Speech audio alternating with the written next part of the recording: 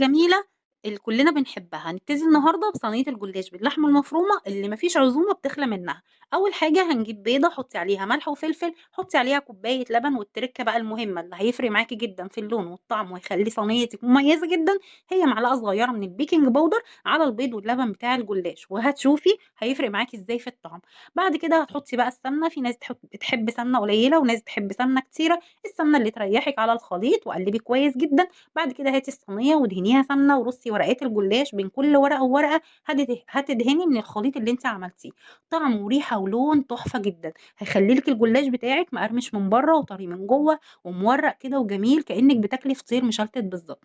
بعد ما تخلّصي رص الصينية قطّعيها بالشكل اللي بتحبيه، حطّي بقية الخليط على الوش، دخّليها فرن سخن على أعلى درجة حرارة تاخد لون من فوق ومن تحت، وخرّجيها هتلاقيه مقرمش من برّه وطري من جوّه وطعمه تحفة. جرّبوها وهتدعوا لي، ما تنسوش تشتركوا في القناة وتفعّلوا زر الجرس لو عجبتكم الوصفة.